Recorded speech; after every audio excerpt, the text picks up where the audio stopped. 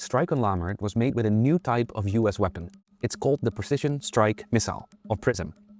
The military has touted it as a next-generation long-range precision weapon. These PrSMs don't even make direct contact with the thing they're targeting. The day we're looking at is February 28th, the first day of this latest war launched by the United States and Israel. That morning, a school in the city of Menab was struck in a US attack, killing at least 120 children. 6 hours later came the strikes on Lammert. Here are videos filmed as the missile struck. Each shows a different explosion. You can actually see the missile itself, and it explodes mid-air.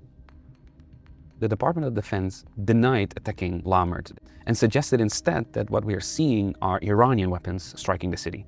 We found this wasn't true.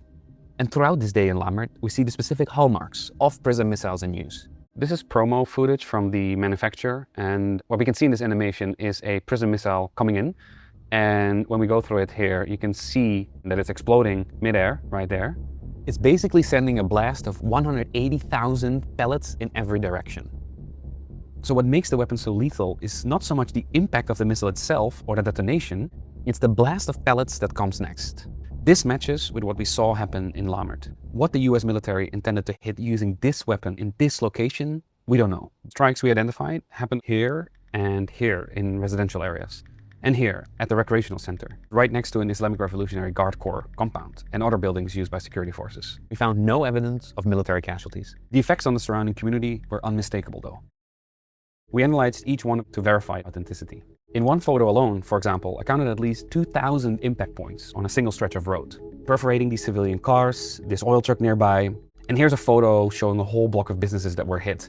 It's a beauty salon, real estate agency, a travel agency. And here's a row of homes. I counted at least 700 impact points, hitting them just in the parts you can see in this photo. The youngest person killed by the attacks that day was struck by shrapnel while playing in front of her house. 2-year-old Avina Barzagar. And then there's the recreational center. A girls' volleyball team was practicing there when one of the missiles hit.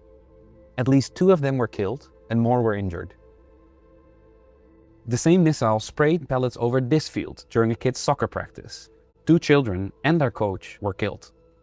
Pellets also reached across the street to this blood transfusion center. The building's security guard's son was waiting out front when he was struck and killed by shrapnel. We verified a total of 21 deaths. Local health officials also said another 110 people were injured. The use of PrSM missiles in combat is so new, and our access to what's happening in Iran is so restricted that there's still a lot we don't know about how this weapon is being used. But it appears the US military firmly believes in the weapon's usefulness. The army is looking to quadruple its budget for the PrSM missile next year.